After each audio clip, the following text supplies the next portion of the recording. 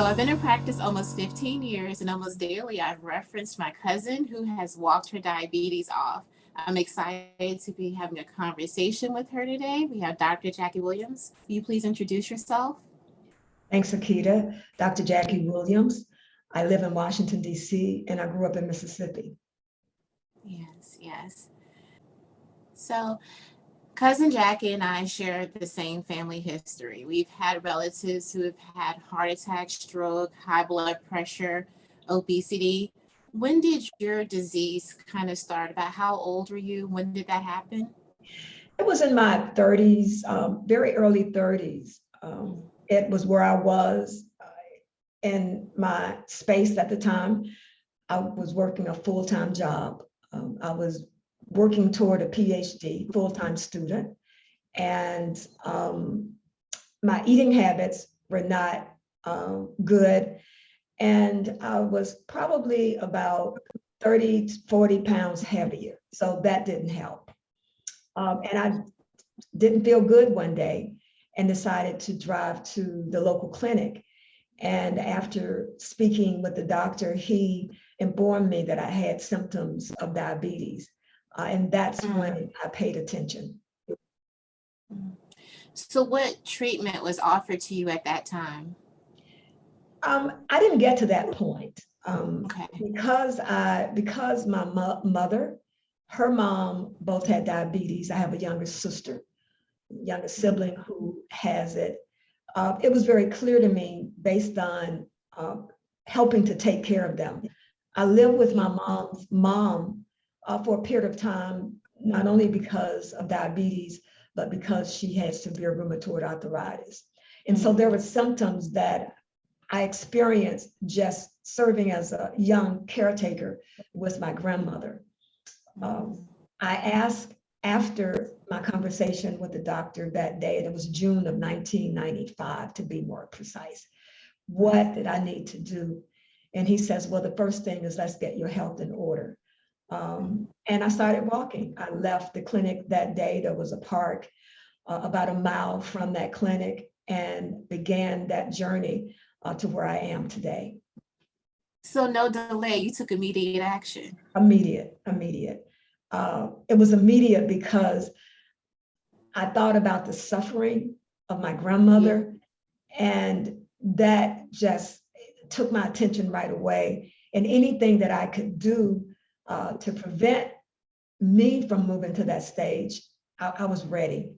And I knew my stress level was up at the time, trying to balance work, school, and other family responsibilities. I just had to work on it. And so I just took immediate action. And I do a lot of reading. Clearly, in 1995, we didn't have access to Googling, but I've always been a reader and talked with my sister who was a pre-biology major. And she provided me literature to read. So it was just being deliberate and making sure that I pay attention to myself. Oh, yes, yes. How did you choose walking as your form of physical activity? Because it was the easiest physical activity. Work-life balance, timing. I could walk any time of the day, early morning, late evening. I could work at night. There were safe spaces for me to do that. Whether I was home or traveling. And of course, there are different options. I have to consider the weather. I consider the space, if I'm traveling, what city. And it's easy. It's easy to do it. Now, let me say this as well. When I walk in terms of my health, my physical, mental, I'm deliberate. I don't include walking to work or walking to take care of errands. My walk is deliberate, and that my walk includes time that I'm taking care of myself. Yes, yes. So you have the walking just to accomplish what you need to in life, and then you have the walking for your health. Absolutely. So people count their steps. I don't use those steps. I walk to work, but that's not, I don't use those steps as a way to meditate, a way to reflect. That's all a part of my daily walks in the morning and in the evenings. Yes. What were some of the results you noticed when you started walking? Physical results, mental, emotional? Well, first it was physical. The objective was I've got to look at my body weight because I know or knew then that it had an impact on diabetes. And so in walking, it was weight management initially for the first several years. And then after losing about 30 to 40 pounds, maybe in a 2-year period, I started to feel better. I started to feel better about myself because I was a different person, a different size. It also helped in terms of minimizing stress. Yes. It helped in switching from work life to school life to end of the day life. Yes. So it balanced me physically and mentally. Yes. Yes. Yes. I remember your transition because I would see you periodically when we'd be in Mississippi at the same time. And so it was awesome. It was inspiring. And we all knew we wanted to join in the walks. We could join in with Cousin Jackie because you would bring whoever was willing and able and desiring along. So yes. And I have to say, walking is addictive. It's like any other habit that a person would have. If I don't walk, I don't have a good day.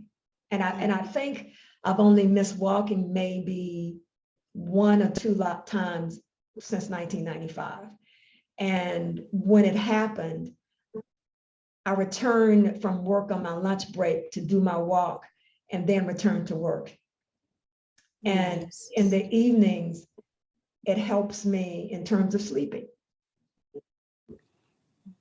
So let's talk about your regimen because you've mentioned several times throughout the day. So what is your typical regimen for walking? All right. So walking is a quality of life for me, but it's also a lifestyle. Okay. Walking happens before I do anything else in that day. So in the mornings, I have a strengthening and stretching session. I have 2 ruptured discs and 2 pinched nerves. Had an opportunity to experience a physical therapist who looked at my medical history and helped me with exercises to not only help with the ruptured disc, but there's arthritis in those discs, L4 and L5. So I have exercises, strengthening and stretching each morning before I take my first walk. Okay. And that's very helpful as well. And then I work throughout the day. And then in the evenings, whenever my day ends, I switch over from work life to my walk life, no matter what time. And I find safe places and safe spaces. Now, of course, I have to consider the weather. And if I need to, then I would have to turn to the treadmill. I don't like the treadmill. I don't like the equipment because to me, it doesn't feel natural. But I have to ensure that walking is always a part of my day. It's like a person who takes medication. If I don't do my walk, it's compared to a person who misses their medication. Missing medication is not good. Walking for me is not good. Yeah, you have just spoken the truth. When I counsel people, I tell them you're going to choose your med. Not that every med's a pill. For you, your therapy, your med, whatever we're going to call it, your lifestyle change was the walking. So the fact that you're doing it daily is key. Yeah, that's awesome. We talked about a rainy day plan. What are some tips that you can share about when you travel or when a person travels? What can? Mhm. That's a wonderful question. It's an adventure for me. Um, there are places that I journal, I take photos because I want to share my experiences with other travelers or other people who travel. There are a number of places that I could share. Santa Fe, New Mexico. There's a walking trail in the desert area near the business district. There's a downtown area where there are many galleries and there are walking spaces there. So you would have to carve out your path because it's there. I often visit Martha's Vineyard and I stay in the Inkwell where Seaview Drive. I walk that drive parallel to the beach. And Portland, Maine is the downtown waterfront. And then there's Portland, Oregon, downtown waterfront there as well. And these waterfronts and then these urban areas, there are historic trails as well. In San Francisco, there's a North Airport, an area that has a major walking space around lakes. And Dallas-Fort Worth, the redeveloped Water Walk is a wonderful place to walk. So I make plans when I get there. If it's a new city, I talk to the concierge or some of the front desk staff to ask, what's the best place to walk? What's the best place that I can have an adventure? So for me, I make it an adventure and plan it as a part of my travel. I get up very early or I may walk late. And then of course, there's always an option if I have to use a gym. So you plan it just like you plan your trip. And something else that I'm picking up from what you're saying is you plan. You're doing this with intention. You're starting your day with intention. It's not, oh, if I have time. You're creating the time. You're creating the space. So you're starting your day with a plan. You're starting your trip with a plan. And as you write it down, as you record it, you see it unfold. So yes, that's another And good think of it as an lifestyle. adventure. I mean, Yes. Nogales, Arizona, I stayed at a resort that was in the desert. And I would walk to experience the sunrise. In fact, what I often tell people is I get up in the mornings and I chase the sunrise. Oh, And in nice. the evenings, I chase the sunset. And I really actually do that. Just experience that sunset. And of course, you have to watch the news to make sure that you know when the sunrise will occur or when sunset. Sometimes we don't always pay attention to that when you look at your weather reports. Yes, that's true. And you say you have plans to share these pictures and adventures. I do.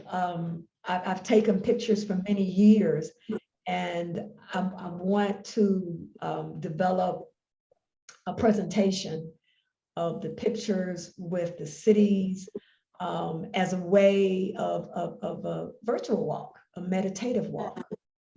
For those who may not be able to, or may not have gotten to the point of there's a need for them to take advantage of walking. And I like to share when people approach me in my neighborhood here in Southwest Washington, DC. I'm known as the Southwest Walker. I didn't embrace that title, and I've had to learn to say, okay, yeah, I do walk a lot. And there are people who see me from their balconies, their windows in the mornings and in the evenings. And if I'm traveling and they miss me, if they see me again, they say, I haven't seen you in a couple of days. Are you okay? And it's because I'm traveling. So it really make a difference. And it's the community that you build as a walker as well. And so I have people approach me and they say, I wish I could walk like you. You've been walking for years. And so I have a response because I want to make sure that I'm encouraging, but at the same time, understand that walking is not easy. A regimen is not easy. Being consistent is not easy. It's not. In my earlier walking life, I would tell people, oh, get up and walk, you can do it. But in life, I realized that's not easy for all people, especially those who are aging. But when people ask and say, I want to walk like you, my response now is, well, walking is free. You don't need a doctor's excuse. You don't need to use your health insurance. Mm-hmm. And so that's kind of like, it helps to get people to think about it. Yes, yes. Yeah, it's there are many studies, a lot of research about the health benefits of walking. And I Mhm. like to add that to my when I pitch it to people. It's free, you know, It's free. carve out your space, build your community, you know, yeah, very good. How has the pandemic affected your walking regimen? So on the onset, when you looked at all of the world news and those people who lived in Italy and they Mm, wouldn't allow them to come out, I thought the same thing was going to happen here in America. mm, So I was kind of like terrified, like I have to walk and I have to get outside the building. So I purchased a treadmill, which I no longer have. And it got me through the winter and the spring of 2020. yes, okay. So I kept that process up. We were not in a lockdown the way that I thought. So those of us who were still walking, we walked outside if the weather permitted. But it was an unknown. I mean, we wore our mask. We didn't have conversations. We Mm, definitely kept our space. I would go out earlier and maybe walk later so I wouldn't encounter people. But it was clearly a paradigm shift. But the idea of a lockdown, the way that we thought it would have been, was very stressful. yes, yes. It's And encouraging to hear that you made the modifications needed and continued with the medicine, the treatment plan that you chose back in 1995. mhm, Even a pandemic did not. That's really it was powerful. it was a it was a it was a challenge. It was a way. It was a way to ensure that I kept my mental health. Pandemic helped me to realize how important it is to have a regimen and to have a plan. Oh, yes, yes. And I think across the board, from walking to other activities that we took for granted, um, at the end of the day, you realize what is important in life. Oh, yes, And, yes. and, and I know for a fact that walking is important for me and my psyche. Hmm. So continuing along those lines, let's go a little higher. I know you're an ordained minister for about 10 years now. Yes. Um, is walking a part of worship? How is that all related to your spiritual life? You're walking in your spiritual life. Oh, um, it is my life.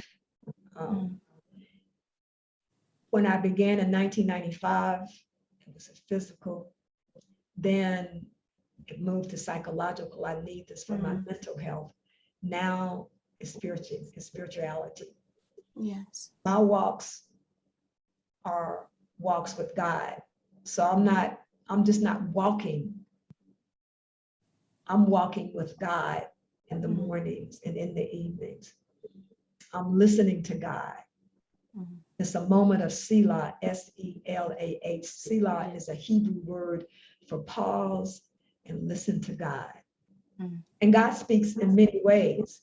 If I'm walking by the Atlantic Ocean in Martha's Vineyard or the Potomac River here in DC, or any place that there's a body of water, I listen to the waves and I listen to the water run. I'm listening to God. yeah. When I observe a squirrel or the birds or any other creature. I pay attention because I believe that God is speaking. So I'm walking with God. I'm not walking alone. And you realize that as you use walking as a way of meditating. Yeah. And each day is different. We wake with a different mindset daily. We have to balance ourselves. In the field of systematic theology is really the study of God. And there was a book that I read as a part of that course written by Karen Baker, Dancing with God. And it has to do with our daily lives center around dancing with God. So when we get up, when we're walking, when we're talking, when we're engaging, when we're experiencing daily life, we're always dancing with God. Walking for me is I'm dancing with God every day. The known and the unknown, but it's very peaceful. So in the mornings, as I said, I'm chasing the sunrise. In the evenings, I'm chasing the sunset. In the mornings, I'm thinking about what is it that I'm here to do on this day. This is the day that the Lord has made. Let us rejoice and be glad in it. And then in the evenings, I reflect about what happened during the course of that day, the people I engaged with, any challenges that I may have been confronted with. I notice the little things and not always the big things. And in a walk, I notice in an urban area, I notice those who are experiencing homelessness. I experience people who are having conflict. I experience people who have raid roads. I experience ambulances that are going from day in to day out. And I'm always praying for those people. I may not stop and engage, but I'm saying a little prayer. So whatever happens on that walk, I'm engaged. And I'm listening and I'm observing and I'm staying focused. So it's a different space for me. As a result of that, I'm a docent at the Washington National Cathedral, which is a tour guide. And I was encouraged to apply for and get my DC tour guide's license. And I developed a walking tour. So from here on out, walking is a part of every aspect of my life. So I have the walking tour, and then I'm going to develop meditative walking experiences as a way of moving forward. Yeah, it sounds like walking is certainly an extension of your ministry. It is your ministry. And then also, I was reminded of the song, the hymn in the garden, when you were talking about your interactions with nature and how they're in the morning and you notice all the creatures and stuff. It's nice to be able to even be in an urban area, suburban, rural, whatever, but you're in an urban area and you're still noticing nature and you're still seeing the natural order of things, the sunrise, the sunset. Because as you mentioned, in the urban area, there's so many things that we can be distracted by, people, but even those distractions are something you minister to and you minister about and you intercede for. So that's really powerful. Right. It's like in the South when, we're used to our grandparents and our parents always praying for their children, praying for their families. It rubs off because as I'm walking and engaging and I feel the sense of somebody's stress without them even speaking it, I can feel it spiritually. Yes. And walking is a way that God directs me to encounter people, to encounter processes and incidents, because I'm an introvert, not an extrovert, right? And so it's a part of how God uses me to make a difference and the lives of all Yes. people. Yes. And thank you for your obedience to being used, your willingness. Yeah, thank you. Um, I was looking in a calendar and I saw that September there's National Women's Health and Fitness Day. And I was reflecting, who could I talk to? And almost instantly you came to mind. You have been an inspiration for me, for many in our family, for my patients for the past 15 years, and now for the Live Healthy community. So I'm really grateful for the time you spent today with me in conversation about how walking has improved your health, how it's impacted your life, and how you've built a community through your walking and your ministry. I hope this is the first of many conversations. And again, cousin Dr. Jackie Williams, I'm thankful. It is my pleasure, and thank you for helping me to make a difference.